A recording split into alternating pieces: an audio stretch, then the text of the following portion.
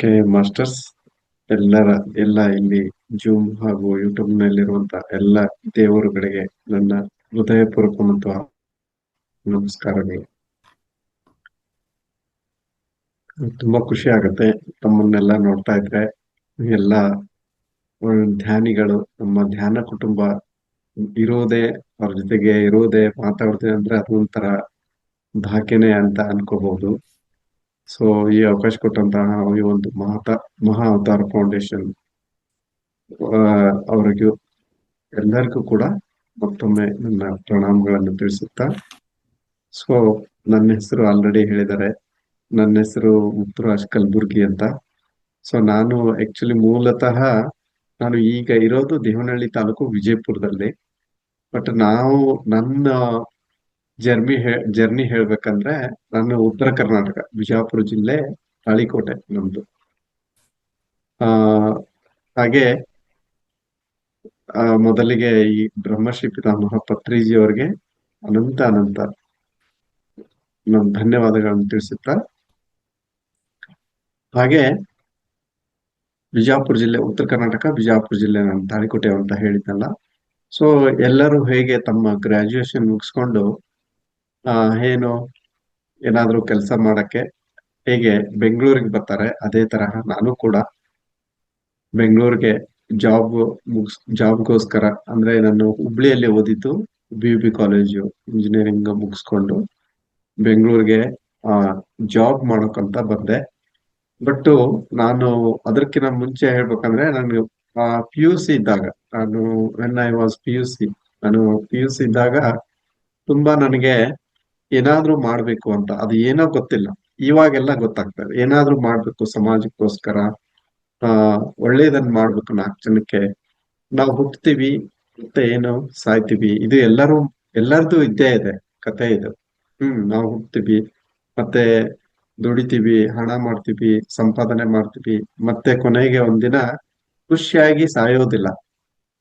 ಅದು ಖುಷಿಯಾಗಿ ಸಾಯೋದಿಲ್ಲ, ಕಾರಣಾಂತರ ಮತ್ತೆ ನಾನಾ ತರದ ಹಲವು ಕಾಯಿಲೆಗಳು, ರೋಗಗಳು ಎಲ್ಲ ಇಟ್ಕೊಂಡು ಆನಂದವಾಗಿರ್ಬೇಕಂತಾನೆ ಬಂದಿರ್ತೀವಿ. ಮತ್ತೆ ಹೋಗುವಾಗ ದುಃಖ ಒಳಗಡೆ ಇಟ್ಕೊಂಡು, ಎಲ್ಲ ಬಾಧೆ ಪಟ್ಕೊಂಡು, ಇನ್ನೂ ಭಾರ ಮಾಡ್ಕೊಂಡೇ ಹೋಗ್ತೀವಿ. ಇದು ನನಗೆ ಅರಿವಾಗಕ್ಕೆ ಶುರು ಆಯ್ತು.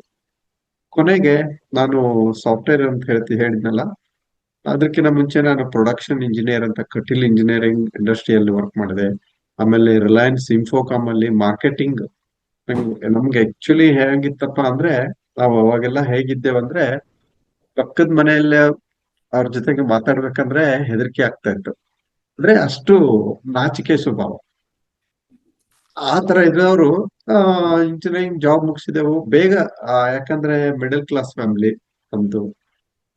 ಯಾರ ಹತ್ರನೂ ಕೈ ಚಾಚುವಂತಹ ಗುಣ ಇರ್ಲಿಲ್ಲ. ಎಷ್ಟು ಅಂತ, ಈಗ ಆಲ್ರೆಡಿ ನಮ್ದು ಒಂದು ಗ್ರಾಜುಯೇಷನ್ ಕೊಟ್ಟಿದ್ದಾರೆ, ಇನ್ ಕೈ ಚಾಚೋದಕ್ ಆಗಲ್ಲ. ಅದಕ್ಕೆ ನಮ್ಗೆ ಬೇಗ ಜಾಬ್ ಅಂತಂದ್ರೆ ಒಂದ್ ಮಾರ್ಕೆಟಿಂಗ್ ಜಾಬ್ ಅಂತ ಸಿಕ್ತು, ಹುಡುಕಿದೆ. ಆಮೇಲೆ ಜಾಬ್ಗೆ ಒಳ್ಳೆ ಜಾಬ್ ಅಂದ್ರೆ ಅರ್ಜೆಂಟ್ ಆಗಿ. ಆಮೇಲೆ ಯಾಕಂದ್ರೆ ಇಲ್ಲಿ ಸರ್ವೈವ್ ಆಗ್ಬೇಕು, ರೂಮ್ ರೆಂಟ್ ಕೊಡ್ಬೇಕು, ಮನೆ ನಡಿಬೇಕು, ನಮ್ಮ ಉಪಜೀವನ ಎಲ್ಲ ನಡಿಬೇಕಲ್ಲ. ಆ ತರ ಒಂದು ಮಾರ್ಕೆಟಿಂಗ್ ಜಾಬ್ ಸಿಕ್ತು. ನಾವೆಲ್ಲ ಅನ್ಕೊಂತಾ ಇದ್ದೆ, ನಾವು ಓದಿರೋದು ಒಂದು, ಇಲ್ಲಿ ಮಾಡೋದು ಒಂದು ಕೆಲಸ ಇದೆ ಅಲ್ಲ ಅಂತ ನಾವು ರಿಲಯನ್ಸ್ ಇನ್ಫೋಕಾಮ್ ಅಲ್ಲಿ ಮಾಡುವಾಗ ಅನಿಸ್ತಾ ಇತ್ತು.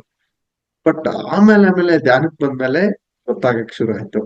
ಯಾಕಂದ್ರೆ ಅಲ್ಲಿ ಏನ್ ಕಲಿಸ್ತು ಅಂದ್ರೆ, ನನ್ ಮಾರ್ಕೆಟಿಂಗ್ ಜಾಬ್ ಅಲ್ಲಿ ಹೇಗೆ ಮಾತಾಡ್ಬೇಕು, ಪಬ್ಲಿಕ್ ಜೊತೆಗೆ ಹೇಗೆ ರಿಲೇಷನ್ಸ್ ಇಟ್ಕೋಬೇಕು, ಯಾವ ತರ ಬಿಹೇವಿಯರ್ ಇರ್ಬೇಕು, ಯಾವ ತರ ಏನನ್ನ ಮಾತಾಡ್ಬೇಕು, ಒಬ್ಬ ಕಸ್ಟಮರ್ ಜೊತೆಗೆ ಹೆಂಗೆ ಅದನ್ನೆಲ್ಲ ಅದನ್ನೆಲ್ಲ ಗೊತ್ತಾಯ್ತು. ಅದು ಯಾವಾಗ ನಾನು ಧ್ಯಾನ ಬಂದೆ ನೋಡಿ, ಓ ಇದೆಲ್ಲ ಆ ಇದಕ್ಕೆ ಪೂರ್ವಕ್ಕೆ ಸಿದ್ಧತೆ ಅದು ಅಲ್ಲಿ ಆಗಿದೆ ಅಂತ ನನಗೆ ಗೊತ್ತಾಯ್ತು. ಯಾಕಂದ್ರೆ ಪತ್ರಿಜಿ ಅವರು ತಮ್ಮ ಒಂದು ಅನುಭವದಲ್ಲಿ ಹೇಳ್ತಾರೆ, ಅವರು ಕೋರಮಂಡಲ ಫರ್ಟಿಲೈಸರ್ ಅಲ್ಲಿ ವರ್ಕ್ ಮಾಡ್ತಿರ್ತಾರೆ. ಕೋರಮಂಡಲ ಫರ್ಟಿಲೈಸರ್ ಅಲ್ಲಿ ವರ್ಕ್ ಮಾಡುವಾಗ ಅವರು ಎಲ್ಲಿ ರೈತರ ಹತ್ರ ಹೋಗಿ ಮಾತಾಡೋದು, ಅದೇ ತರಾನೇ ಇರುತ್ತೆ ಅವ್ರ ವರ್ಕ್. ಆಮೇಲೆ ನನ್ಗೆ ಈ ತರ ಮಾಡಿದಾಗ ನನ್ಗೆ ವಿಚಾರ ಮಾಡಕ್ಕೆ ನನ್ಗೆ ಇನ್ನೂ ಅನುಕೂಲ ಆಯ್ತು ಅಂತ ಒಂದ್ ಕಡೆ ಒಂದ್ ಮಾತು ಹೇಳ್ತಾರೆ. ಸೊ ನನಗೆ ಅವ್ರ ಮಾತು ಕೇಳಿದ್ಮೇಲೆ ನನಗೂ ಅದು ಹಾಗೆ ಅನಿಸ್ತು. ಆಮೇಲೆ ನಂತರ ಜಾಬ್ ಮಾಡ್ತಾ ಮಾಡ್ತಾ ಆಮೇಲೆ ಸಾಫ್ಟ್ವೇರ್ ಜಂಪ್ ಆದೆ. ಸಾಫ್ಟ್ವೇರ್ ಅಲ್ಲಿ ತುಂಬಾ ಚೆನ್ನಾಗಿತ್ತು, ಎಲ್ಲ ಇದು ಚೆನ್ನಾಗಿತ್ತು, ಎಲ್ಲವೂ ಓಕೆ. ಆಮೇಲೆ ಆ, ಎಲ್ಲ ಹ್ಯಾಪಿ ಆಗಿದ್ದೆವು. ಒಂಥರ ರಾಜನ ತರ ಲೈಫ್ ಅಲ್ಲಿ ಇತ್ತು ಆಕ್ಚುಲಿ ಹೇಳ್ಬೇಕಾದ್ರೆ. ತುಂಬಾ ಖುಷಿ ಖುಷಿಯಾಗಿ ಎಲ್ಲ ಫ್ರೆಂಡ್ಸ್ ಕಲೀಗ್ಸ್ ಎಲ್ಲ ಚೆನ್ನಾಗಿತ್ತು. ಒಂದು ಕೊನೆಗೆ ಒಂದು ದಿನ ಅದು ಹೆಂಗ್ ಥಾಟ್ ಬಂತೋ ಏನೋ, ಒಂದು ದಿನ ಇಷ್ಟು 3 ವರ್ಷ ಕಳೆದೆ ನಾನು ಸಾಫ್ಟ್ವೇರ್ ಅಲ್ಲಿ. ಇಷ್ಟೆಲ್ಲ ಮಾಡಿ ಕೂಡ ಇದು ಈಗ 3 ಇಯರ್ಸ್ ಕಳೆದಿನಿ ಅಂದ್ರೆ ಸಾಫ್ಟ್ವೇರ್ ಅಲ್ಲಿ. ಮುಂಚೆ ಪ್ರೊಡಕ್ಷನ್ ಅದರಲ್ಲೆಲ್ಲ ಕಳೆದೆ. ಬಟ್ ಇಷ್ಟು ಎಲ್ಲ ಮಾಡ್ತಾ ಇದೀವಿ, ಯಾರಿಗೋಸ್ಕರ ಮಾಡ್ತಾ ಇದೀವಿ? ಜೀವನ ನಮಗೋಸ್ಕರ ಮಾಡ್ತಾ ಇದೀವಿ. ಇನ್ನು ಇನ್ನೂ ಚೆನ್ನಾಗಿ ವರ್ಕ್ ಮಾಡಿದಾಗ ಏನಾಗುತ್ತೆ, ಒಂದು ಹಣ ಇನ್ನೂ ಚೆನ್ನಾಗಿ ಬರುತ್ತೆ, ಒಂದು ಕಾರ್ ತಗೋಬಹುದು, ಒಂದು ಬಂಗ್ಲೆ ತಗೋಬಹುದು, ನನ್ನ ಹೆಂಡತಿ ಮಕ್ಕಳಿಗೆ ಸಾಕ್ಬೋದು. ಇಷ್ಟೇ ಅಲ್ಲಪ್ಪ ಜೀವನ. ಇನ್ನೇನ್ ಸಾಧನೆ ಮಾಡ್ದಂಗ ಆಯ್ತು ನಾನು. ಒಂದು ಎಲ್ಲಿಂದ ಬಂತು ಆ ಥಾಟ್ ಗೊತ್ತಿಲ್ಲ, ಆಲೋಚನೆ. ಆ ಆಲೋಚನೆ ಬಂತು ನನಗೆ. ನೆಕ್ಸ್ಟ್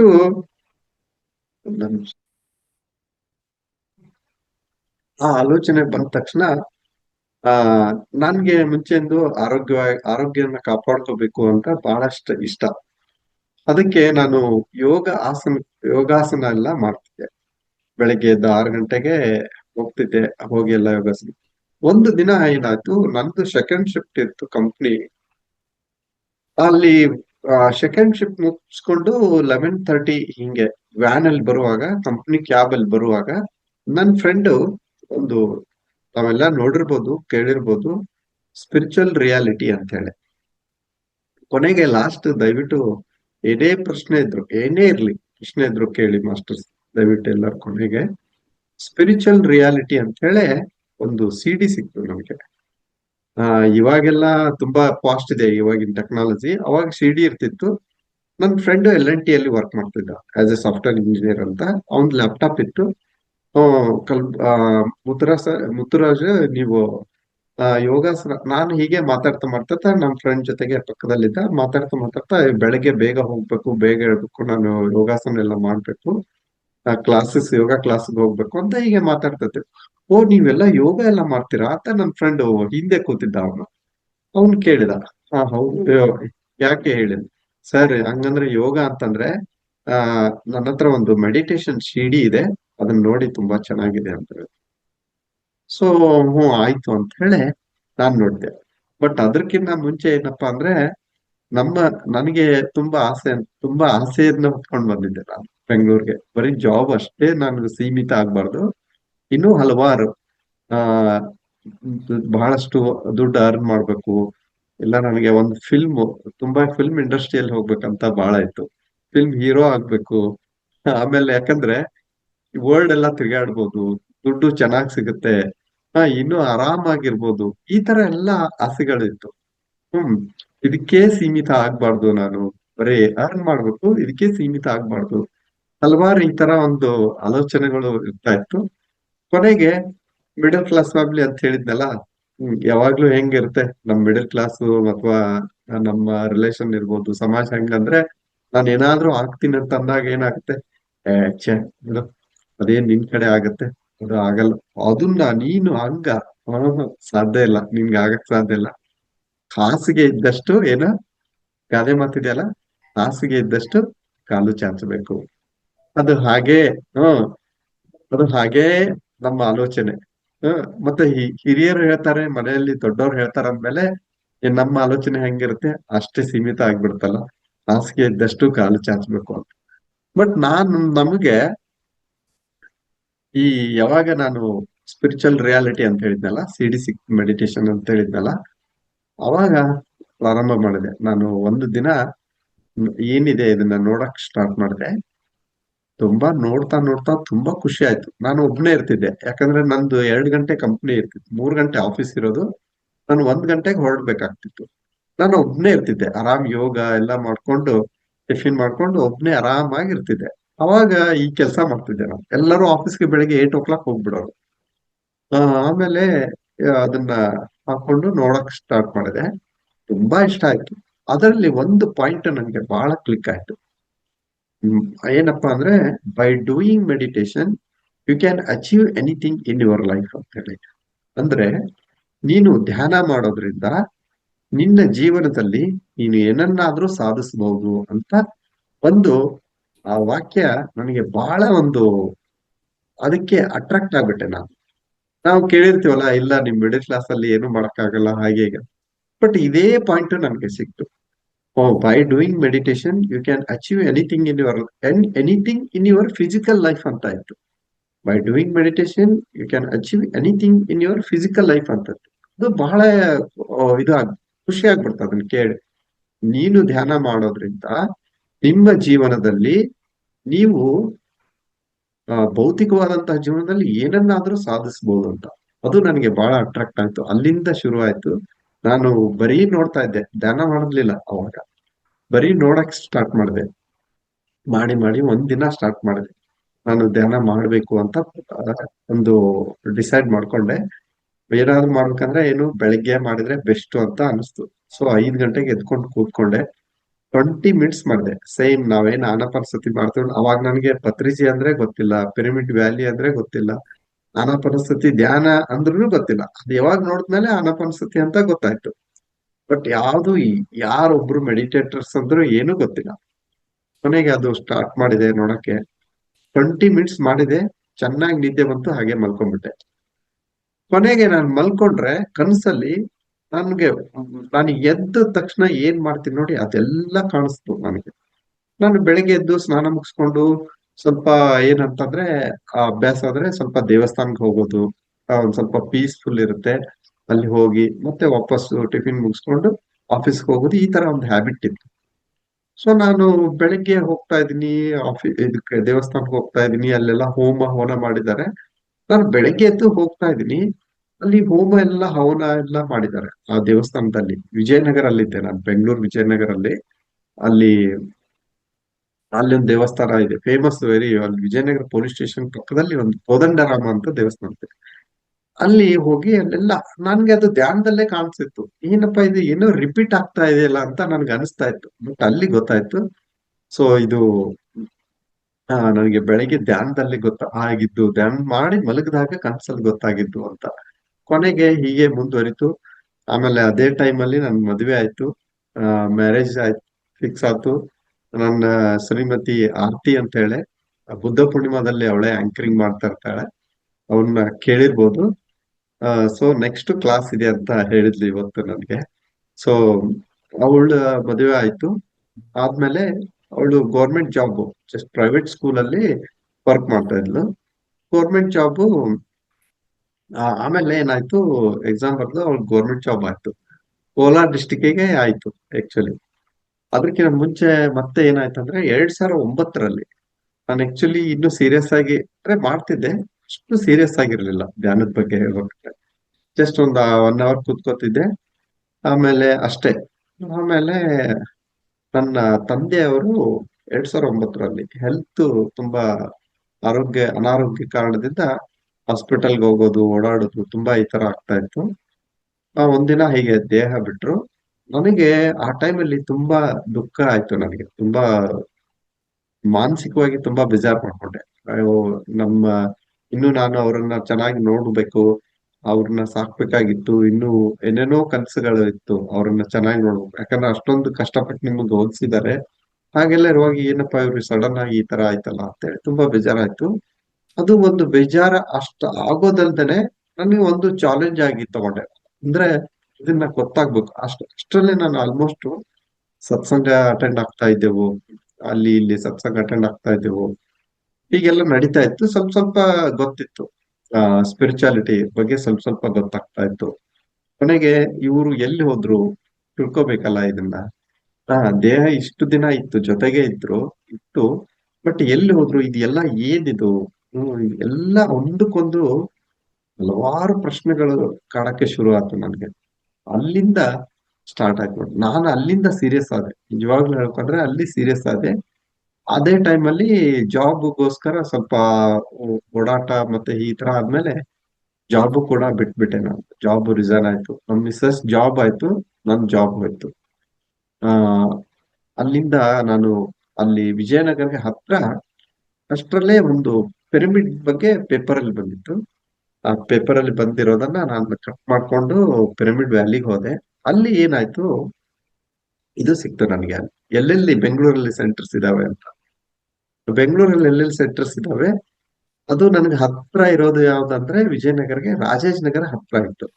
ಆ ರಾಜೇಶ್ ನಗರ್ ಹತ್ರ ಇರೋದನ್ನ ಫೋನ್ ಮಾಡಿ ತಗೊಂಡ್ರೆ ಸಂಧ್ಯಾ ವೆಂಕಟೇಶ್ ಮೇಡಮ್ ಅಂತ ಇದಾರೆ. ಅಲ್ಲಿ ಓಕೆ ಬನ್ನಿ ಅಂತ ಹೇಳಿದ್ರು. ಅಲ್ಲಿ ಹೋದೆ. ಅಲ್ಲಿ ಒಂದು ಸೇಮ್ ನಾನೇನ್ ಮಾಡ್ತಿದ್ನಲ್ಲ ಅದನ್ನೇ ಹೇಳಿದ್ರು ಅವರು. ಒಂದ್ 20 ಮಿನಿಟ್ಸ್ ಮಾಡಿದೆ, ಚೆನ್ನಾಗ್ ಅನಿಸ್ತು. ಹಾಗೆ ಈ ತರ ನಮ್ಮ ಮನೇಲಿ ಈ ತರ ಆಗಿತ್ತು ಅಂತ ಹೇಳಿದ್ನಲ್ಲ, ಸೊ ನನಗೆ ಒಂದು ಚಾಲೆಂಜ್ ತಗೊಂಡೆ ನಾನು. ಇದನ್ನ ತಿಳ್ಕೊಬೇಕು ನಾನು, ನಮ್ ತಂದೆಯರು ಎಲ್ಲಿ ಹೋದು ಏನು ಎಂತ ಗೊತ್ತಾಗ್ಬೇಕು ಅಂತ. ಸೊ ಡೈಲಿ ನನ್ ಕೆಲ್ಸ ಏನಂತಂದ್ರೆ ಬರೀ ಧ್ಯಾನ ಮಾಡೋದಾಗ್ಬಿಡ್ತು. ಒಂಥರ ಹುಚ್ಚ ಆಗ್ಬಿಟ್ಟೆ ನಾನು. ಒಂಥರ ಹುಚ್ಚು ಹಿಡ್ದೇ ಬಿಡ್ತು. ಬರೀ ಧ್ಯಾನ ಮಾಡುದು. 3 ಅವರ್ ಧ್ಯಾನ ಮಾಡ್ತಿದ್ದೆ. ಬೆಂಗಳೂರಿಂದ ಟ್ರಾವೆಲಿಂಗ್ ಧ್ಯಾನಕ್ಕೋಸ್ಕರನೇ ಟ್ರಾವೆಲ್ ಮಾಡ್ತಿದ್ದೆ. 3 ಅವರ್ಸ್, ಮಿನಿಮಮ್ 3 ಅವರ್ಸ್ ಕೂಡಕ್ ಸ್ಟಾರ್ಟ್ ಮಾಡಿದೆ ಅಲ್ಲಿ ಸಂಧ್ಯಾ ವೆಂಕಟೇಶ್ ಅವ್ರ ಮನೆಯಲ್ಲಿ. ಮತ್ತೆ ಪತ್ರಿಸಿ ಬಂದ್ರೆ ಎಲ್ಲಿ ಬರ್ತಾರೆ ಅಲ್ಲಿ ಹೋಗೋದು, ಪತ್ರಿಸಿ ಸ್ಪೀಚ್ ಕೇಳೋದು ಬರೋದು, ಇದೇ ತರ ಆಯ್ತು. 3 ತಿಂಗಳು ಮಾಡಿದೆ. ಒಂದು ಅನುಭವ ಇಲ್ಲ, ಒಂದು ಎಕ್ಸ್ಪೀರಿಯನ್ಸ್ ಇಲ್ಲ, ಏನೂ ಇಲ್ಲ. ಕೊನೆಗೆ ಏನಪ್ಪಾ ಏನೂ ಆಗ್ತಾನಿಲ್ಲ, ಬಟ್ ಚೆನ್ನಾಗಿ ಹ್ಯಾಪಿ ಅನಿಸ್ತಾ ಇತ್ತು, ಖುಷಿ ಅನಿಸ್ತಾ ಇತ್ತು, ಮನಸ್ಸಿಗೆ ಶಾಂತಿ ಅನಿಸ್ತಾ ಇತ್ತು, ಎಲ್ಲ ಚೆನ್ನಾಗಿತ್ತು. ಕೊನೆಗೆ ಏನಾಯ್ತು, ಒಂದು ದಿನ ನಾನು ಜಾಬ್ಗೆ ಹುಡ್ಕೊಂಡು ಸ್ಟಾರ್ಟ್ ಮಾಡ್ಬೇಕಿನ್ನ ಬೇರೆ ಕೆಲಸ ಡಿಸೈಡ್ ಮಾಡ್ಕೊಂಡು, ಇವತ್ತೇನಾರ ಆಗ್ಲಿ ನನ್ಗೊಂದ್ ಮೆಸೇಜ್ ಬಂದ್ರೆ, ಇನ್ ಏನಾದ್ರೂ ಗೊತ್ತಾದ್ರೆ, ಏನಾದ್ರೂ ಇನ್ ಧ್ಯಾನ ಕಂಟಿನ್ಯೂ ಮಾಡ್ಬೇಕು, ಇಲ್ಲಾಂದ್ರೆ ಧ್ಯಾನ ಬಿಟ್ಬಿಡ್ಬೇಕು ಅಂತ ನನಗೆ ಅಲ್ಲಿ ಡಿಸೈಡ್ ಮಾಡ್ಕೊಂಡೆ. ಕೊನೆಗೆ ಲಾಸ್ಟ್ 3 ಮಂತ್ಸ್ ಆದ್ಮೇಲೆ ಲಾಸ್ಟ್ ಇನ್ನು ಒಂದು 20 ಮಿನಿಟ್ಸ್ ಇತ್ತು ನಾನು ಧ್ಯಾನದಿಂದ ಹೇಳ್ಬೇಕು ಅಂತ. ಅವತ್ತು 4 ಅವರ್ಸ್ ಕೂತೆ. ಡೈಲಿ ಯೂಸಲಿ 3 ಅವರ್ಸ್ ಕೂತ್ಕೊಳ್ಳೋದು, ಅವತ್ತು 4 ಅವರ್ಸ್ ಕೂತೆ. ಇನ್ ಹೇಳ್ಬೇಕು ಅನ್ನೋಷ್ಟ್ರಲ್ಲೇ ಫಸ್ಟ್ ಪತ್ರಿ ಸರ್ ಬಂದ್ರು. ಆ 2009 ಜೂನ್ ಅಲ್ಲಿ ಪತ್ರಿ ಸರ್ ಬಂದ್ರು. ಬಂದ್ಮೇಲೆ ನೆಕ್ಸ್ಟ್ ಹ್ಮ್ ನಮ್ ತಂದೆಯವರು ಸೋಲ್ ಅವ್ರು ಬಂದ್ರು, ಕಾಣಿಸ್ಕೊಂಡ್ರು. ಅವಾಗ ಫುಲ್ ಖುಷಿ ಆಗ್ಬಿಡ್ತು ನನಗೆ, ಫುಲ್ ಹ್ಯಾಪಿ ಆಗ್ಬಿಟ್ಟೆ. ಓ, ನಾನು ಏನೋ ಒಂದು ಅಚೀವ್ ಮಾಡಿದೆ ಲೈಫ್ ಅಲ್ಲಿ. ಅಲ್ಲಿಂದ ಇನ್ನು ಜರ್ನಿ ಇನ್ನು ಒಂಥರ ಸೀರಿಯಸ್ ಆಗಿ ಸ್ಟಾರ್ಟ್ ಆಯ್ತು ನನ್ನ ಜರ್ನಿ. ಆಮೇಲೆ ಹೀಗೆ ಪತ್ರಿ ಸರ್ ಬರೋದು, ಮತ್ತೆ ಅವ್ರು ಇಲ್ಲಿ ಬರ್ತಾರೆ ಅಲ್ಲಿ ಹೋಗೋದು, ಹೀಗೆ ಶುರು ಆಯ್ತು. ಒಂದಿನ ಪಿರಮಿಡ್ ವ್ಯಾಲಿಗೆ ಪತ್ರಿ ಸರ್ ಬಂದಿದ್ರು ಅಕ್ಟೋಬರ್ ಅಲ್ಲಿ. ಅಲ್ಲಿ ಹೋದಾಗ ಒಂದು ಕಾರ್ಯಕ್ರಮ ಎಲ್ಲ ಆದ್ಮೇಲೆ ಒಂದು ಪಾಂಪ್ಲೆಟ್ ಸಿಕ್ತು ನನಗೆ.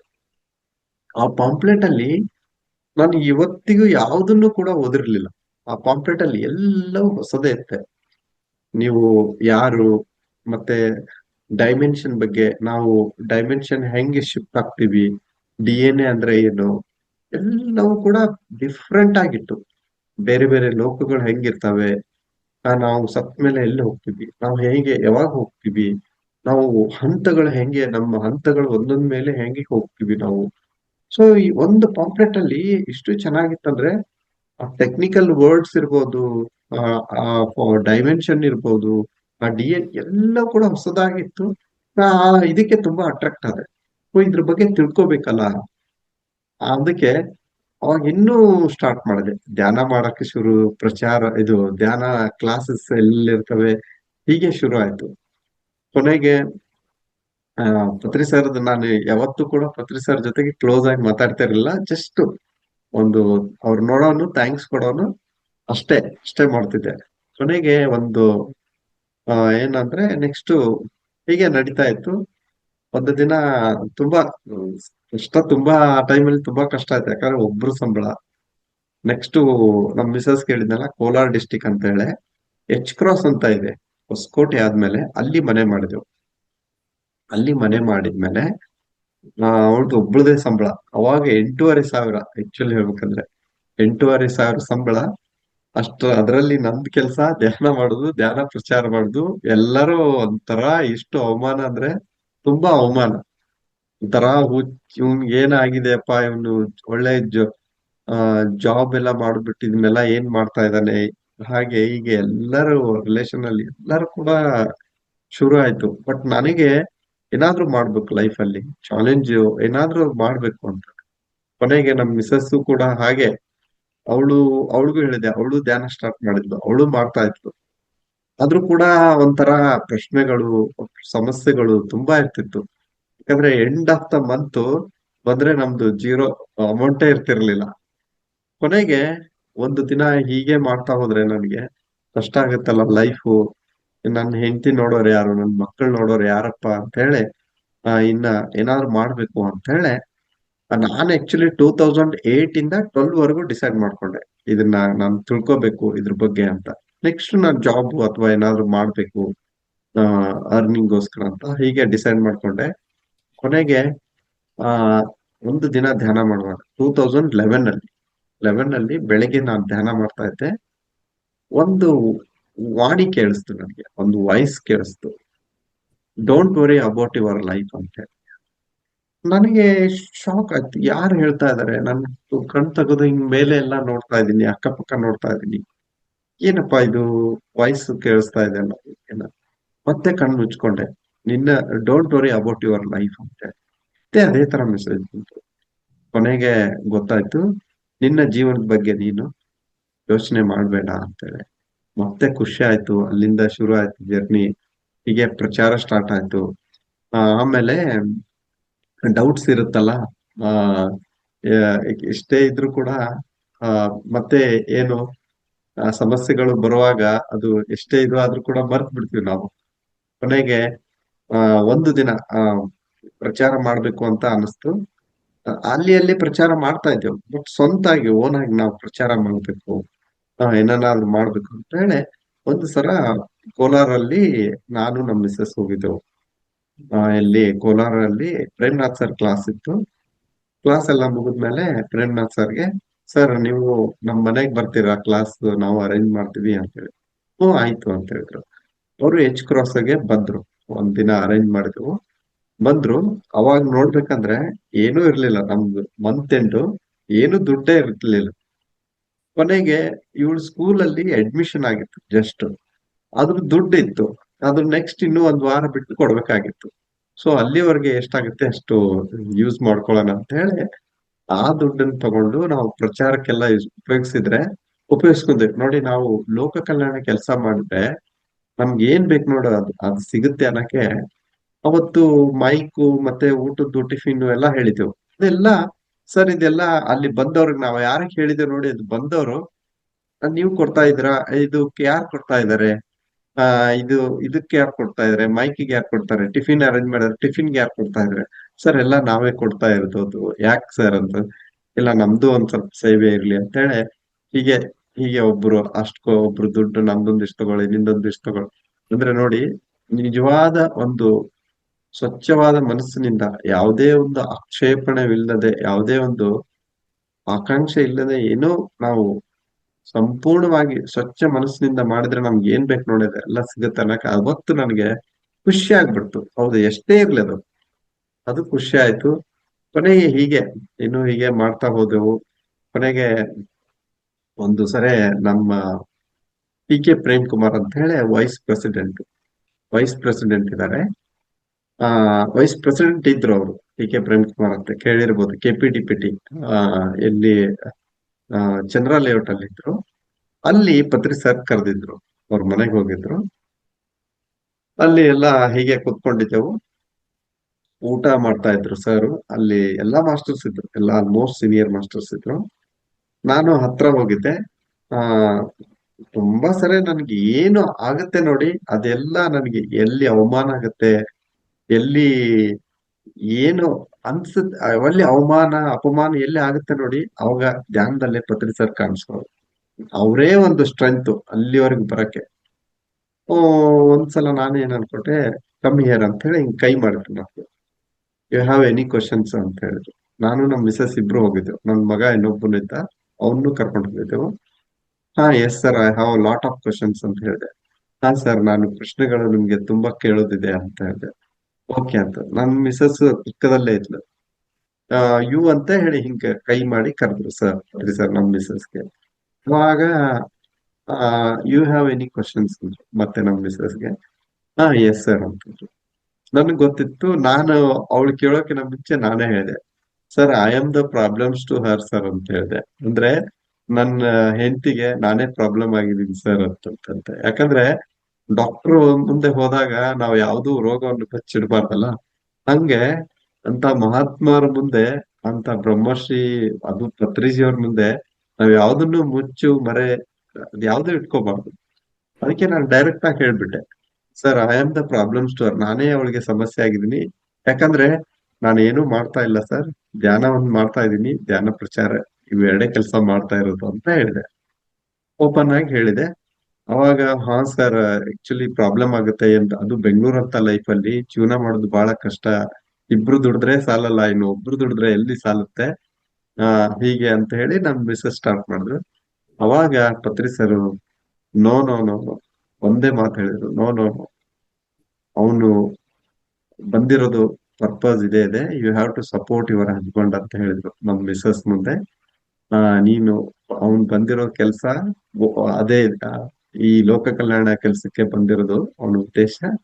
3 ವರ್ಡ್ ಹೇಳಿದ್ರು ನನಗೆ, is a Buddha, is a king, and is a yogi, and is a Mahayogi ಅಂತ ಹೇಳಿದ್ರು. 3 ವರ್ಡ್ ಹೇಳಿದ್ರು, ನನಗೆ ಒಂಥರ ಖುಷಿ ಆಗ್ಬಿಡ್ತು. ಏನಪ್ಪ ಸರ್ ಹಿಂಗೆ ಹೇಳ್ತಾ ಇದ್ರೆ, ಒಂದ್ ಕಡೆ ಖುಷಿ ಆಯ್ತು, ಇನ್ನೊಂದ್ ಕಡೆ ಏನಿದು ಈ ತರ ಹೇಳ್ತಾ ಇದ್ರಲ್ಲ ಸರ್. ಬುದ್ಧ ಅಂತ ಹೇಳಿದ್ರು, ಕಿಂಗ್ ಅಂತ ಹೇಳಿದ್ರು, ನೆಕ್ಸ್ಟ್ ಯೋಗಿ ಅಂತ ಹೇಳಿದ್ರು, ಯೋಗಿ ಮಹಾಯೋಗಿ ಅಂತ ಹೇಳಿದ್ರು. ಆಮೇಲೆ ನನ್ಗೆ ತುಂಬಾ ಒಂಥರ ಅಲ್ಲಿಂದ ಬಂದ ಮೇಲೆ ಹಗೂರ, ಅಲ್ಲಿಂದ ಮನೆಗೆ ಹೇಗ್ ಬಂದಿನಂತ ಗೊತ್ತಾಗ್ಲಿಲ್ಲ ಅವತ್ತು. ಅಷ್ಟು ಖುಷಿ ಆಯ್ತು. ಆಮೇಲೆ ಪ್ರಶ್ನೆಗಳು ಶುರು ಆಯ್ತು. ಪತ್ರಿ ಸರ್ ಹಿಂಗ್ ಹೇಳಿದ್ರಲ್ಲ, ಯಾಕೆ ಹೇಳಿದ್ರು ನನ್ಗೆ, ನಾವು ಇನ್ನೂ ಹೆಚ್ಚು ಪ್ರಚಾರ ಮಾಡ್ಲಿ ಅಂತ ಹೇಳಿದ್ರೆ, ಅವಾಗ ಒಂಥರ ಹುಡುಗರು, ಒಂಥರ ಹುಡುಗರ ಬುದ್ಧಿ ಅಂತಿರಲ್ಲ ಹಂಗೆ, ಓ ಇದು ಇನ್ನೂ ಪ್ರಚಾರ ಮಾಡ್ಲಿ ಅಂತ ಹೇಳಿದಾರೆ ಸರ್ ಅಂತ, ಈ ತರ ಅವಾಗಲ್ಲ. ಕೊನೆಗೆ ನಾನು 1 ವರ್ಷ ತಗೊಂಡೆ ಈ ಪ್ರಶ್ನೆಗಳು ಹಾಕೊಂಡು, ಸರ್ ಹಿಂಗ್ ಹೇಳಿದಾರೆ, ನಾನು ಯಾರು ಅಂತ ಅವಾಗ ಅವಾಗ ನಾನು ಹಾಕೊಂಡು ಕೂತ್ಕೋತಿದ್ದೆ. ಬಟ್ ಮಾಡ್ತಾ ಮಾಡ್ತಾ ಮಾಡ್ತಾ ನನ್ಗೆ ಯಾವ್ದಕ್ಕೂ ಇಷ್ಟ ಆಗ್ತಾ ಇರ್ಲಿಲ್ಲ, ಏನ್ ಮಾಡಕ್ಕೂ ಇಷ್ಟ ಆಗ್ತಿರ್ಲಿಲ್ಲ. ಬರೀ ಪ್ರಚಾರ ಮಾಡಬೇಕು, 4 ಜನಕ್ಕೆ ಹೋಗಿ ಹೇಳ್ಬೇಕು, ಆಲ್ಮೋಸ್ಟ್ ಎಲ್ಲ ಗೊತ್ತಾಗ್ಬಿಡ್ತು. ಯಾವ ಕೆಲಸ ಮಾಡಿದ್ರು ಇದೇ ಫೈನಲ್ ಅಂತ ಗೊತ್ತಾಗ್ಬಿಡ್ತು. ಮತ್ತೆ ಇನ್ನೊಬ್ಬರನ್ನು ನಾವು ಸಮಾಜ ಉದ್ಧಾರ ಮಾಡ್ಬೇಕಂದ್ರೆ ಈ ಕೆಲಸ ಬಿಟ್ಟು ಬೇರೆ ಕೆಲಸದಿಂದ ಯಾವ್ದ್ರಲ್ಲಿ ಸಾಧ್ಯನೇ ಇಲ್ಲ. ನಾನು ಒಂದು ಒಂದು 100 ಕೋಟಿ ಅರ್ನ್ ಮಾಡ್ಬೋದು, ಒಂದು 1000 ಕೋಟಿ ಅರ್ನ್ ಮಾಡ್ಬೋದು. ಬಟ್ ಇವತ್ತಿನ ಪ್ರಪಂಚವನ್ನು ನೋಡಿದಾಗ ಯಾವ್ದ್ರಲ್ಲಿ ಕಡಿಮೆ ಇದೆ ಹೇಳಿ? ಎಷ್ಟೊಂದು ಮುಂದೆ ಬಂದಿದೀವಿ ನಾವು. ನಮ್ಗೆ ಏನು ಕೈಗೆ ಆ, ಆ, ಹಾಕೋದಿಲ್ಲ, ಅಷ್ಟಷ್ಟು ಮುಂದೆ ಬಂದಿದೀವಿ ನಾವು ಲೈಫ್ ಅಲ್ಲಿ. ಈ ಒಂದು ಗ್ರಹದಿಂದ ನಾವು ಬೇರೆ ಗ್ರಹಕ್ಕೆ ಹೋಗ್ತಾ ಇದೀವಿ. ಬಟ್ ಯಾರು ಸುಖವಾಗಿದ್ದಾರೆ, ಯಾರು ಆನಂದವಾಗಿದ್ದಾರೆ? ಒಬ್ಬರೊಬ್ರು ಮನುಷ್ಯರಾಗಿ ನಾವು ಒಬ್ರೊಬ್ರು ಪ್ರೀತಿಸ್ತಾ ಇಲ್ಲ. ಹಾ, ಮನೆಯಲ್ಲಿ ಕಲಹ, ಸಮಾಜದಲ್ಲಿ ಕಲಹ. ಬಟ್ ನಾವೆಲ್ಲರೂ ಕೂಡ ನಾವಿಲ್ಲಿ ಧ್ಯಾನ ಮಾಡೋರ್ ನೋಡಿ, ಒಬ್ರು ಅವ್ರ್ಯಾರೋ ನಾವ್ಯಾರೋ, ಇವತ್ತು ರೇವತಿ ಮೇಡಮ್ ಯಾರೋ, ಇನ್ನು ಹೆಗ್ಡೆ ಮೇಡಮ್ ಇರ್ಬೋದು, ಯಾರೋ ಇರ್ಬೋದು. ನಾವು ಧ್ಯಾನಕ್ಕೆ ಬಂದ್ಮೇಲೆ ಎಷ್ಟು ಒಂದೇ ಕುಟುಂಬದವ್ರ ತರ ಆಗ್ಬಿಡ್ತೀವಿ. ಸೊ ಇದನ್ನ ನಾನು ಕಂಡ್ಕೊಂಡೆ, ಓ ಇದ್ರಷ್ಟು ಸುಖ, ಇದ್ರಷ್ಟು ಆನಂದ ಸಾಧ್ಯ ಇಲ್ಲ. ಕೊನೆಗೆ ನನಗೆ ಮಾಡ್ತಾ ಮಾಡ್ತಾ ಬುದ್ಧನ ಮೇಲೆ ಬಹಳಷ್ಟು ಪ್ರೀತಿಯಾಗಿ ಶುರು ಆಯ್ತು ನಮ್ಗೆ.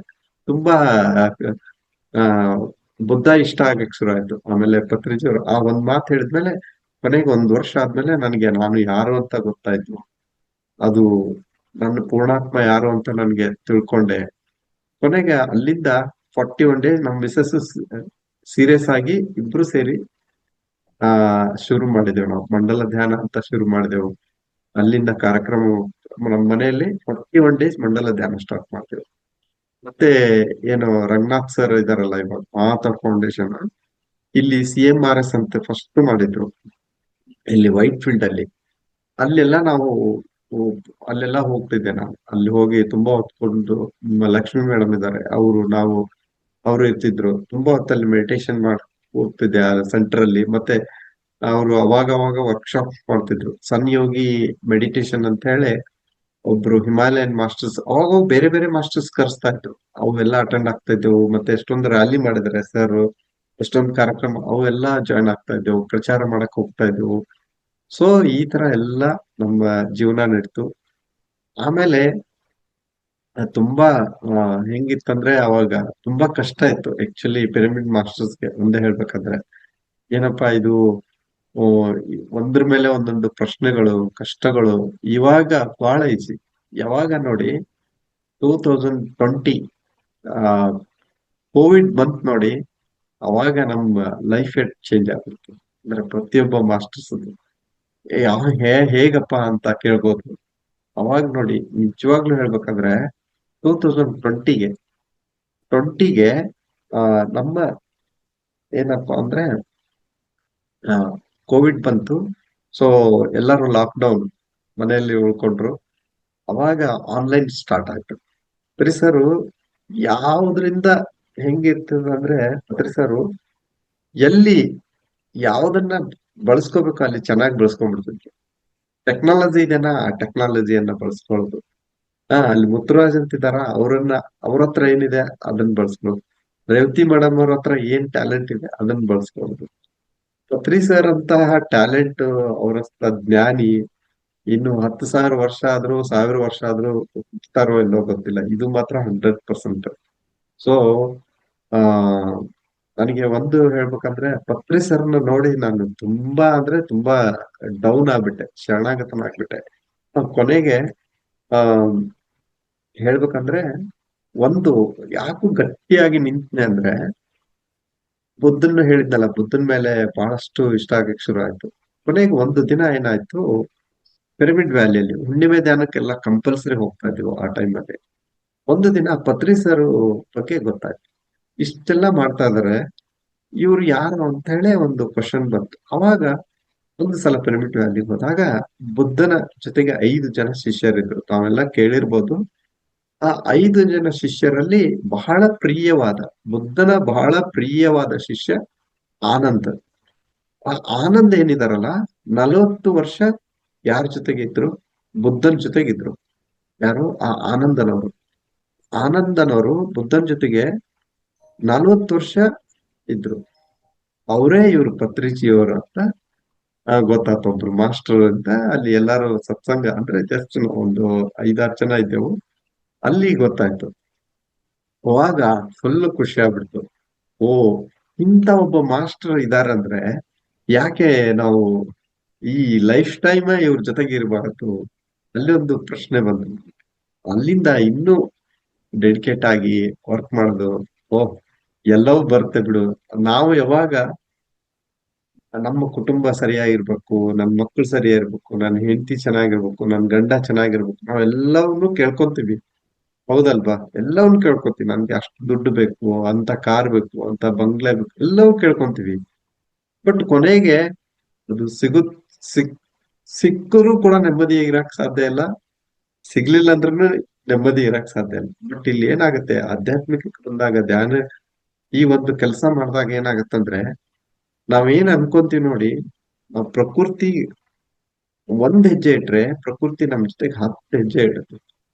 ಸೊ ಅದನ್ನ ಮಾತ್ರ ನಾನು ತುಂಬಾ ಅಂದ್ರೆ ತುಂಬಾ ಎಕ್ಸ್ಪೀರಿಯನ್ಸ್ ಆಗ್ತದೆ. ನಾವ್ ಏನ್ ಅನ್ಕೊಂತಿದ್ದೀವಿ ನೋಡಿ, ಅದು ಈಸಿ ಆಗ್ಬಿಡೋದು.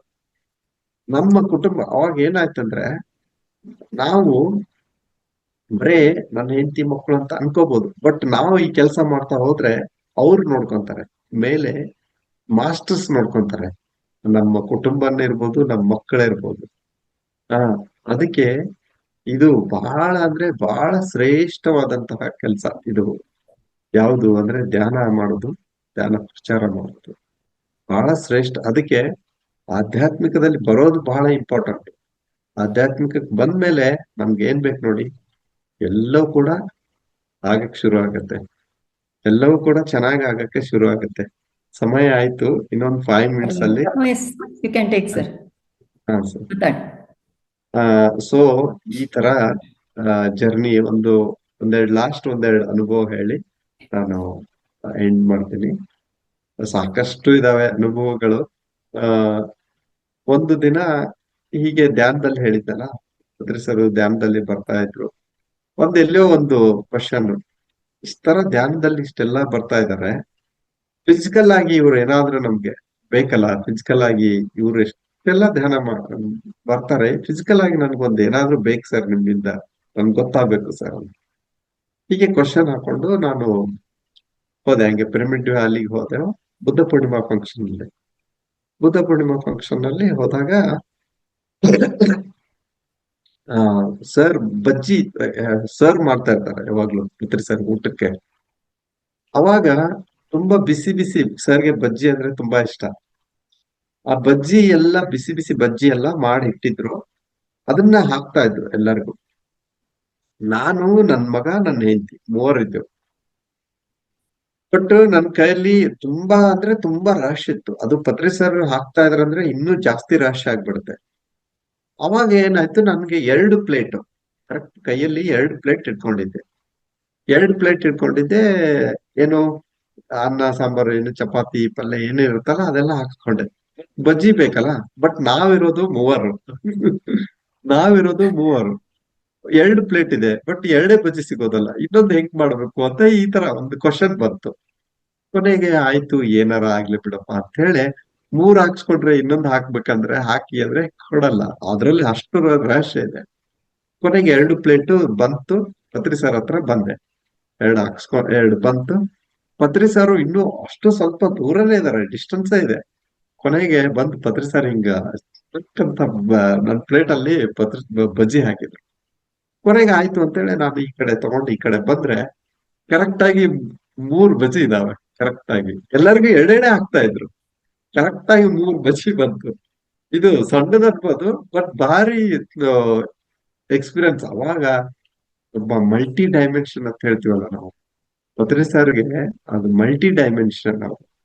ಹಾ, ಅಷ್ಟು ಖುಷಿ ಆಗ್ಬಿಡ್ತು ನನ್ಗೆ. ಅವಾಗ ನಮ್ ಮಿಸ್ಸಸ್ ಓ ಈ ನೀವು ಕರೆಕ್ಟ್ 3 ಬಜ್ಜಿ ಬಂದಿದ್ದಾವಲ್ಲ ಅಂತ ಹೇಳಿ. ಸೊ ಈ ತರ ಅನುಭವಗಳು ಪತ್ರಿ ಸರ್ ಜೊತೆಗಿದ್ದಾಗ ಎಷ್ಟೊಂದು ಕಲ್ತಿದೀವಿ ನಾವು ಅವರಿಂದ. ಇಂತ ಮತ್ತೆ ತುಂಬಾ ಸರಳತೆ ಅಂದ್ರೆ ತುಂಬಾ ಸರಳತೆ.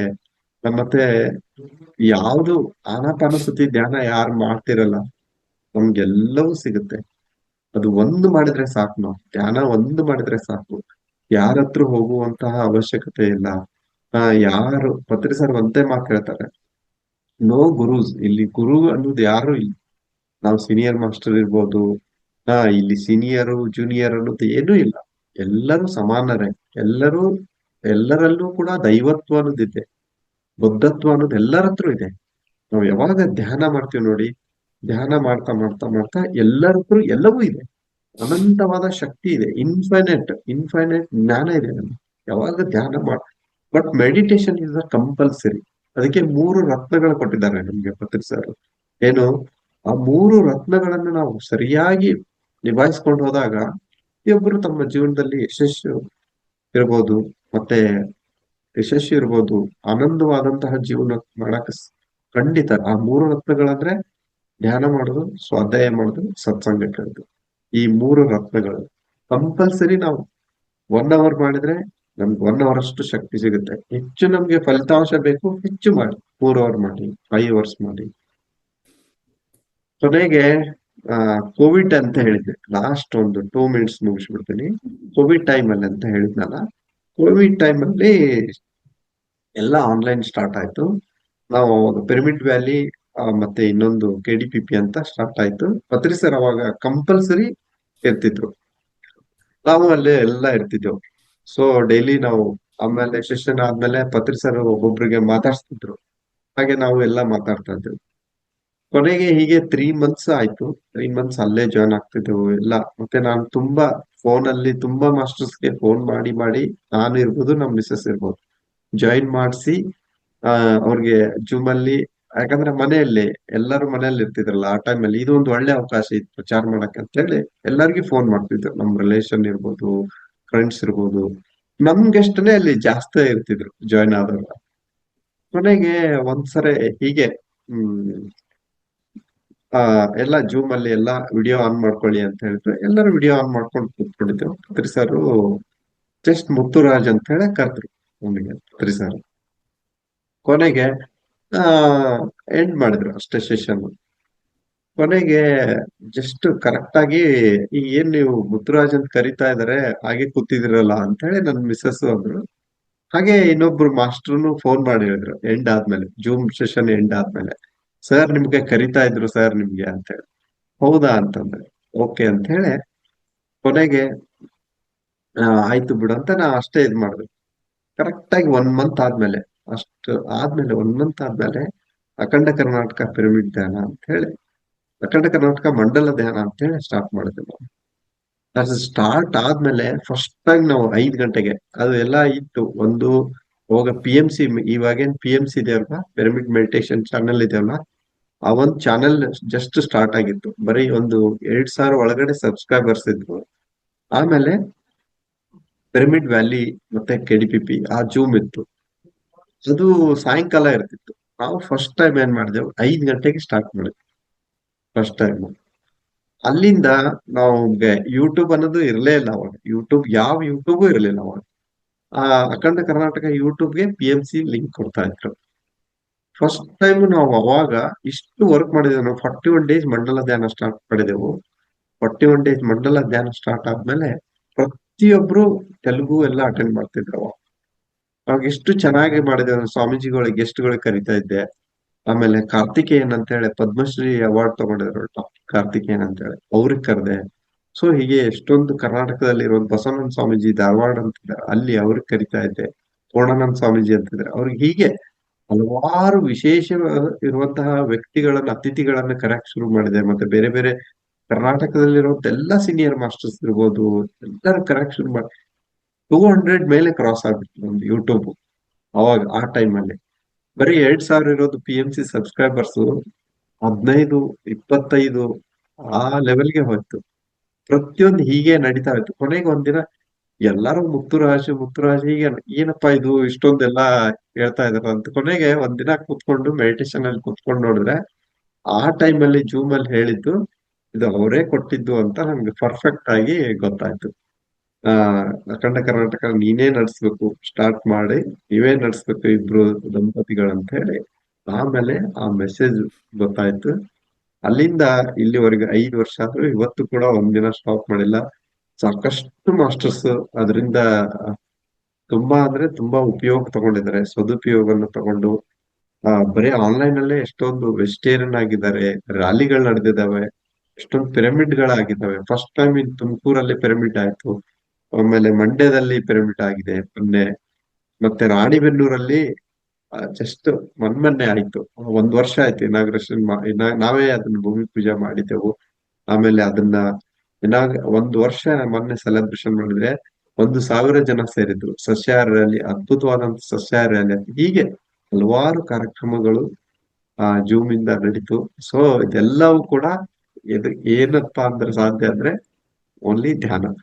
ಈ ಧ್ಯಾನದಿಂದ ಎಲ್ಲವೂ ಕೂಡ ಆಗುತ್ತೆ ಅನ್ನಕ್ಕೆ ಇವತ್ತು ನಾವು ಕರ್ನಾಟಕದಿಂದ ಎಲ್ಲಾ ಕಡೆಯಿಂದ ಮಾಸ್ಟರ್ಸ್ ಜಾಯ್ನ್ ಆಗ್ತಾರೆ, ಎಲ್ಲಾ ಕಡೆಯಿಂದ. ಸೊ ಇದಕ್ಕೆಲ್ಲ ಕಾರಣ ಒಂದೇ ಒಂದು ಧ್ಯಾನ. ಅದಕ್ಕೆ ಧ್ಯಾನ ಮಾಡಿದ್ರೆ ಎಲ್ಲವೂ ಕೂಡ ದೊರೆಯುತ್ತದೆ ಅಂತ ಹೇಳ್ತಾ ಈ ಒಂದು ಅವಕಾಶ ಕೊಟ್ಟಂತಹ ಮಹಾ ಅವತಾರ ಫೌಂಡೇಶನ್ ಅವ್ರಿಗೆ ಹಾಗೂ ಇಷ್ಟೊತ್ತವರೆಗೂ ಕೇಳಿದಂತಹ ಜೂಮ್ ನಲ್ಲಿರುವಂತಹ ಮಾಸ್ಟರ್ಸ್ಗೆ, ಆಮೇಲೆ ಯೂಟ್ಯೂಬ್ ಅಲ್ಲಿ ಇರುವಂತಹ ಮಾಸ್ಟರ್ಸ್ಗೆ, ಆಮೇಲೆ ಫೋನ್ ಮಾಡಿ ಈ ತರ ಕ್ಲಾಸ್ ಮಾಡಿ ಅಂತ ಹೇಳಿದಂತ ರೇವತಿ ಮೇಡಮ್ ಅವ್ರಿಗೆ, ಪ್ರತಿಯೊಬ್ಬರಿಗೂ ಕೂಡ ನನ್ನ ಅನಂತ ಧನ್ಯವಾದಗಳನ್ನು ಸಲ್ಲಿಸ್ತಾ ಇದ್ದೀನಿ. Thank you.